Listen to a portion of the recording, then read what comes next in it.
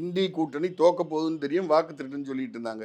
இவங்க தோக்க போறோன்னு தெரிஞ்சுதான் இப்போ என்ன சொல்லிட்டு இருக்காங்கன்னா, இங்கே வந்து வாக்கு திருட்டு வாக்கு திருட்டு வாக்கு திருட்டு வேற என்னென்ன சொல்றாங்களே, என்ன சொல்றாங்க, சாருனாலே அவங்களுக்கு அத்தியில கிஸ்தி கிடைக்குது, பதறுது அலறுது அது அப்படின்னு ஆமா, எடப்பாடி அவங்க பழனிசாமி. சாருன்னு சொன்னாலே அலறாங்க. எதுக்குன்னு தெரியல, எந்த சாருக்காக அலறாங்கன்னு தெரியல. அது விட்டுருங்க.